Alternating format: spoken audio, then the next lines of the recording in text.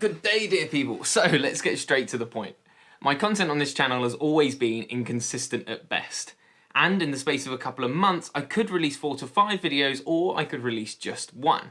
So as this channel grows, especially in terms of the patrons, which I'm incredibly grateful for, and in keeping with the general transparency that YouTube tends to offer, I thought it's time I tried to address this issue and tell you why it won't be changing anytime soon. Now, there are 5 main reasons why the content on this channel tends to come in waves. The trouble is, it's kind of hard to put that into words, so to help explain it, I thought I'd start by showing you a recent video. A couple of weeks ago, after a quick examination of Google Maps, I set off in search of a new wildlife watching spot for a very specific purpose.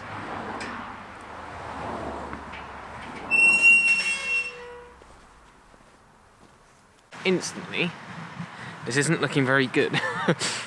The reason it's not looking very good is this. I was hoping this was more of an arable field, one that isn't used that often, and there happens to be like a footpath around the edge for dog walkers. I think this is going to be a very quick turn around and head to location 2. Though we've only got about half an hour, 40 minutes to get there, so I better make it quick.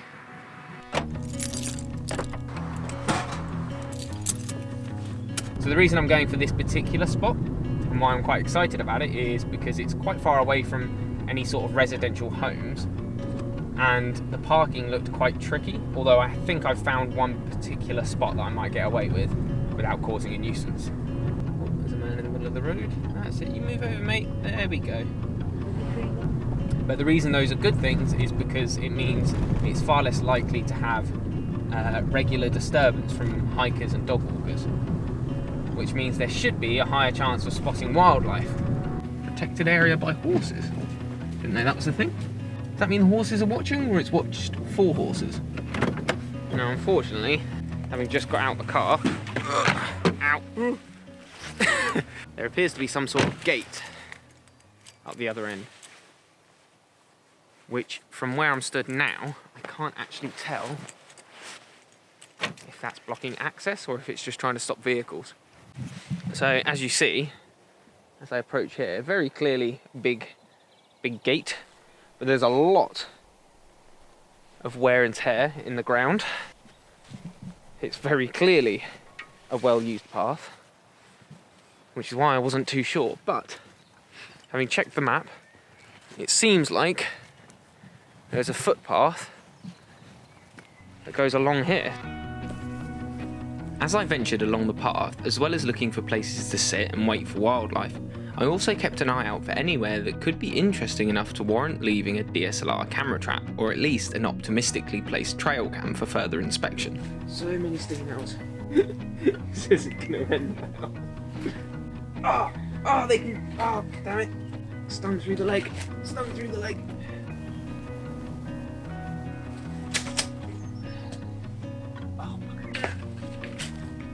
Oh.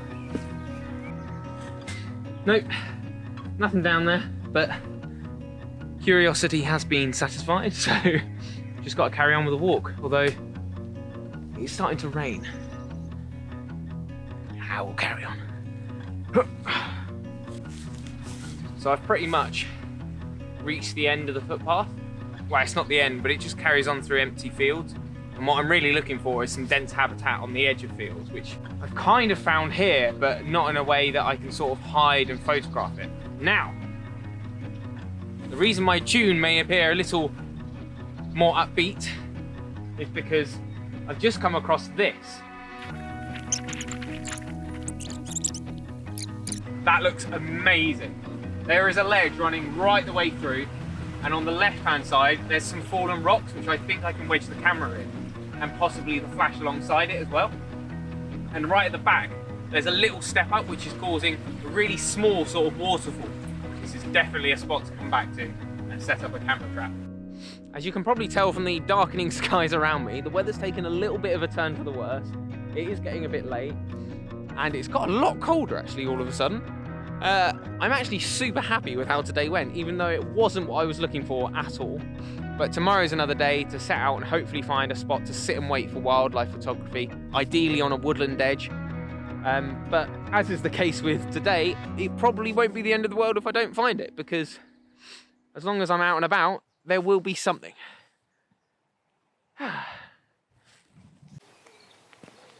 Well, it's a new day, and I've actually returned to a spot very close to where I was last night.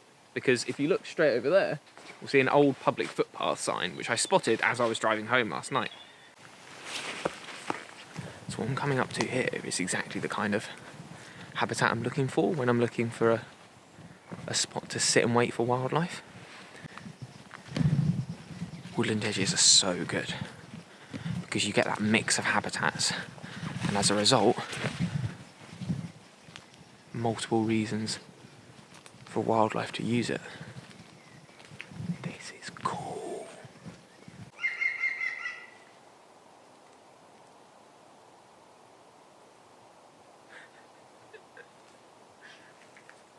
So, aside from the obvious, why am I out looking for a brand new spot to sit and wait for wildlife?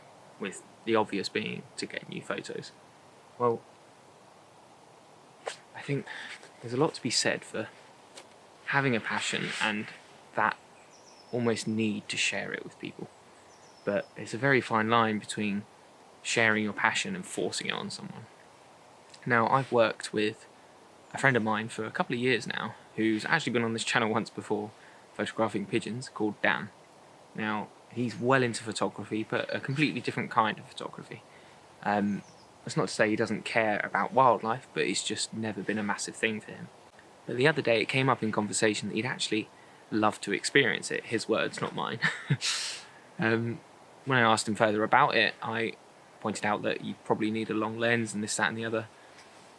And he said, no, not necessarily the photography, the whole sitting for hours on end with your senses getting heightened and experiencing something more intimate with wildlife, like eye contact with a deer or having an animal walk up to you because it doesn't see you as a threat, something like that.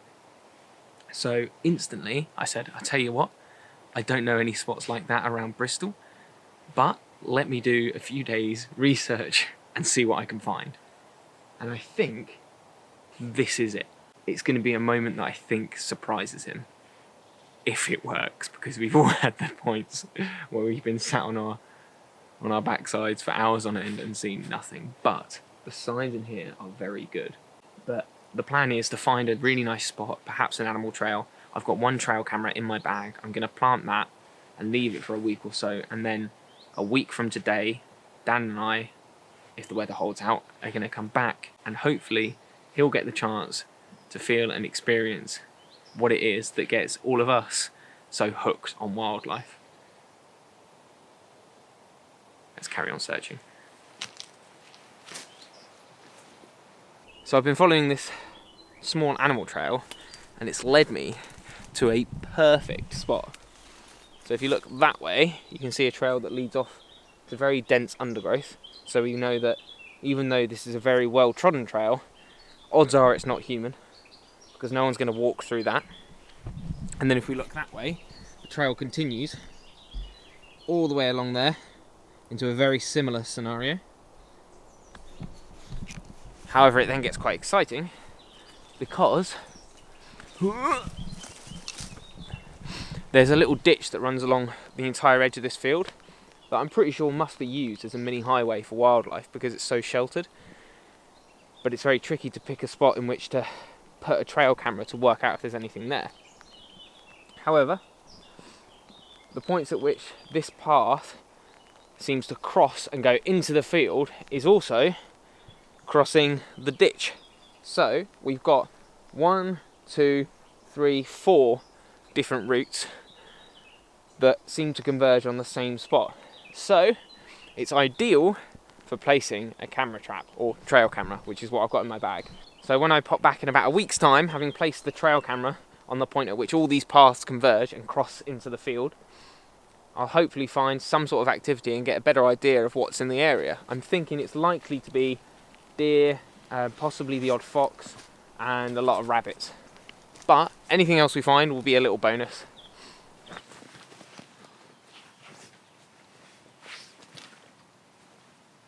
You ready? I reckon so. Ready to sit down for ages? Been training all my life for this. I actually have a little surprise for you first. I set up a trail camera on the woodland edge a week ago. Oh yeah. So we're going to go and check that out first. Oh, so we're going to see what we can actually possibly see. Yeah, which will either be really exciting because we'll see something cool or we'll see bugger all. So I'm now recording on the GoPro, if this looks a little different to my usual videos, because my 70D is currently sat out in the field working as a camera trap. And hopefully... waiting to get nicked as well. I was going to say, hopefully not being nicked. But what's the time? Just gone 5? 5:30. 5:30. So it's 5:30. We want to be sat down and waiting really by 6. So I think that's a sparrowhawk. The aim is to be sat down and waiting by 6 because sunset's about 8:30. So that should give us 2.5 hours for everything to fall silent and for wildlife to get comfortable with us being there, or even better still, have no clue we're there, and to hopefully venture out in front of not only our eyes but our lenses. We are going to take you down to the trail camera and then find you a spot to sit, because you're going to be far along here, and I'm going to be sat in the corner of the field, just here. Okay, cool. But I have a little present for you. We shouldn't have something to sit on. Something to sit on. I was going to bring my flowery cushion, but instead you brought this. I don't know how much it will help, but it will stop you getting too damp. Right, I'm going to leave my camera gear down there, because no one's going to be looking in there. We're going to head off in search of the trail camera. Yeah, it's mud. Mud? Yeah, it's mud. Why is there mud? Because of the rain? There shouldn't be mud, though. Badger. 2. Whoa. Oh my god. What the hell? Oh no, there's just one scratching himself. What the hell? He's having a right itch. As it turns out, the spot I found just a week ago was one of the most active spots that I'd ever placed a trail camera. It had visits from badgers almost every night, most of which decided to inspect this interesting new object with a curious sniff or even bite.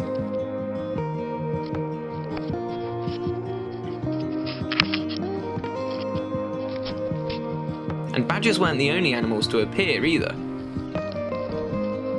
There was a visit from a roe deer, a nervous-looking fox, and even some rather energetic mice.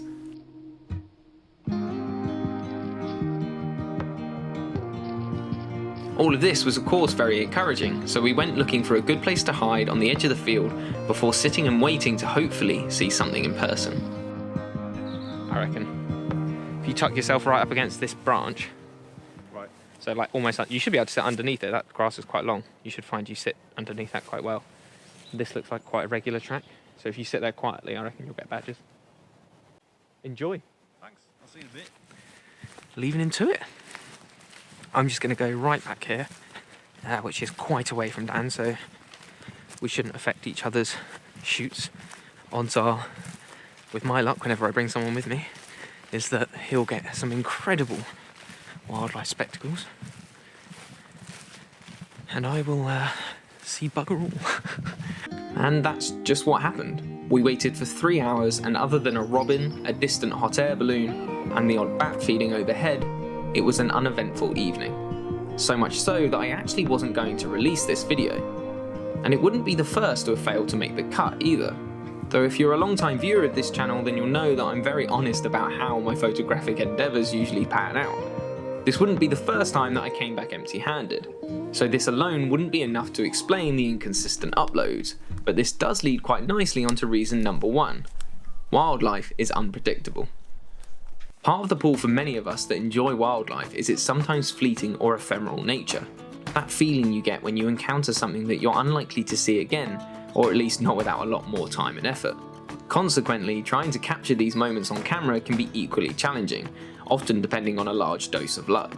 For example, I'm currently partway through filming a video about rats in a park at golden hour. Though since my initial day filming, that spot became flooded for quite some time, meaning that the rats moved out of the area, something I definitely couldn't have planned for. And in the last few days of good winter light that I tried to film there this year, there was blanket cloud cover preventing any kind of golden hour goodness from breaking through, despite clear skies having been forecast. So this video will likely be completed next winter, which brings me to reason number 2, time. As I just mentioned, I have one video that is now sat waiting for the weather and time of year to be right before it can be finished, which is always a bit of a lottery in the UK, but this isn't the only video that's currently sat waiting. I have one that I shot with my friend Jack all about the sounds of spring, in which I tag along as he tests out his latest DIY project. Unfortunately, we only had one rushed morning's filming because he then landed his dream job, which sadly I can't discuss any further.